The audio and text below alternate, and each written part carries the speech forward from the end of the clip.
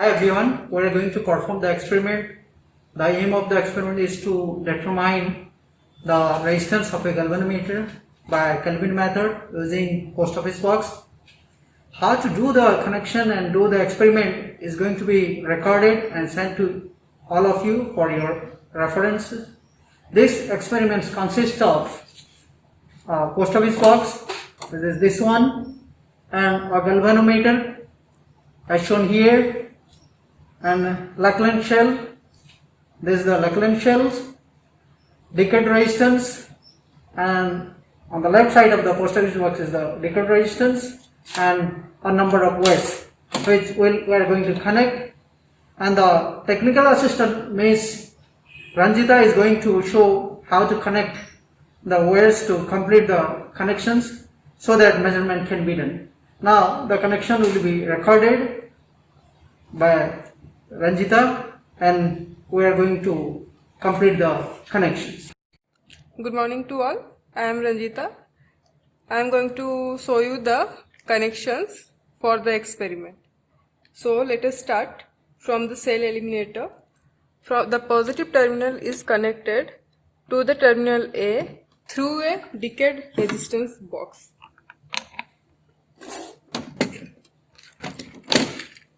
And the other terminal of the decayed resistance box is connected to the terminal A. Then the terminal A is connected to the terminal A dash.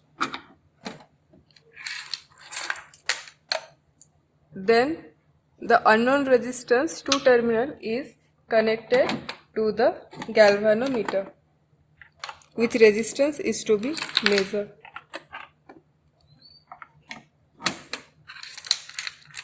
Terminal B is connected to the switch K2 and the other terminal of the switch K2 is connected to the terminal B. Then the switch K1 is connected across the supply voltage and the other terminal of the switch K1 is connected to the terminal C. Now the connection is over and this is the arm P, this is the arm Q, from we vary the resistance, and this 4 is the total arm R. As per the circuit diagram shown here, the connection have been made and is complete now. Now the experiment is ready to take the readings. Now further sir will explain the experiment. We need to know whether the connections are correct or not. In order to do so, we need to switch on the power, which will supply power to the complete circuit. Now, in order to do so, first of all, we need to follow some standard procedure as mentioned in our manual. Then we need to keep the resistance 0. We can see the arm P and arm Q as well as the resistance R all there at 0. Now we need to change the keeping the resistance R 0, we need to change this arm to 10 ohms and the arm Q to 10 ohms. And we'll press the knob K1, switch K1 and see if there is any deflection. Yeah, there is a deflection in the galvanometer towards the right. And again, if we keep pressing K1 and press switch K2, and see that the deflections are coming to from the left to right, then it shows the connection is, edge of the connections are correct.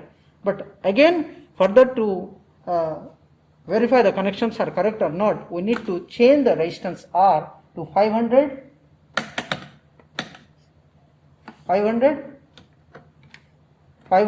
and do the same procedure.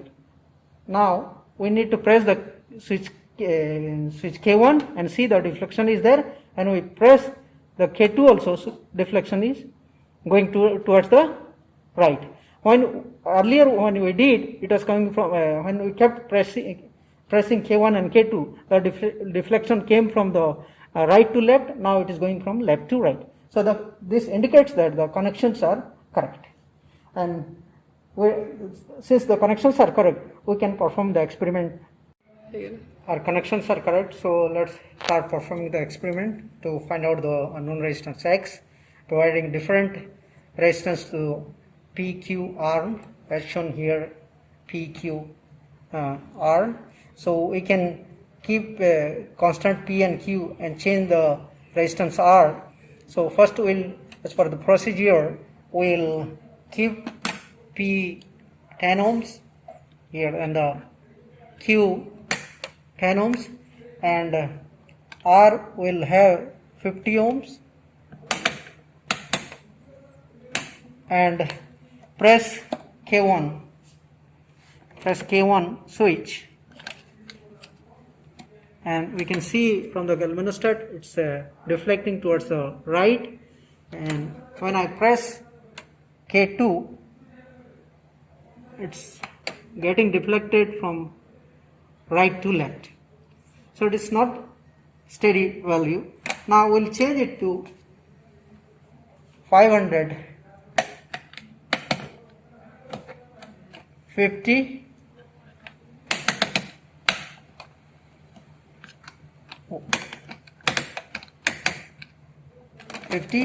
and just check, press K1, we see the getting deflected towards the right, and again further getting deflected towards the right. So in principle it should deflect from right to left, but it's again deflecting towards the right when both the switches K1 and K2 are pressed. So from this measurement we found out the X value, or the stable or steady value, or the balanced value will be in between 50 ohms and the 550. And we have found out from this the steady value of the resistance is 140,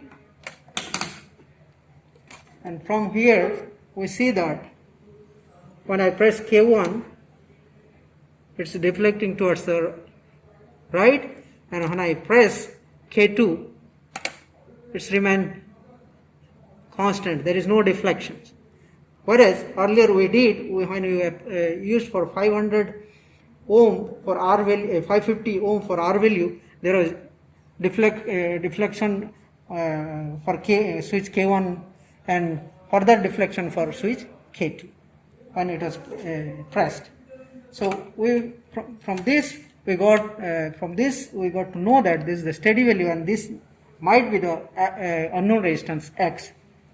From the formula we can calculate X as shown here in the formula. We can find out the X equal to Q by P into R. So the stable value is where it is not deflecting after pressing switch K1 and K2, after providing certain value for the resistance R and P and Q. So in this case we have provided Q 10 ohm and P 10 ohm.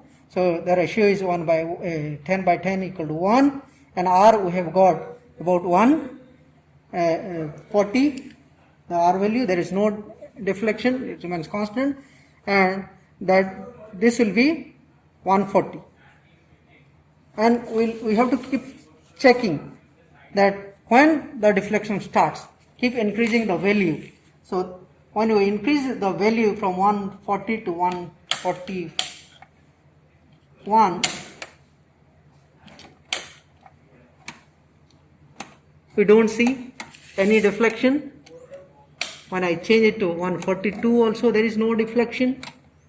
When I press when I change it to 143 there is no deflection.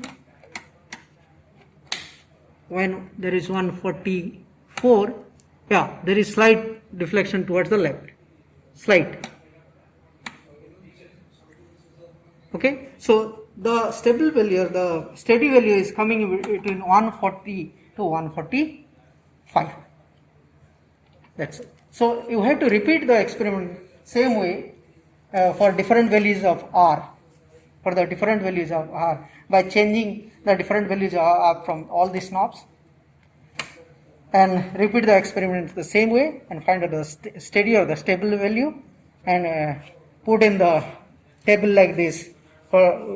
We need to make a table, observation table, the serial number and the reference value of QP and the known resistance.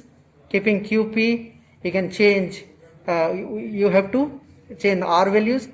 You can change also Q or P and again change R value, and accordingly you will see the deflection or the decrease in increased value.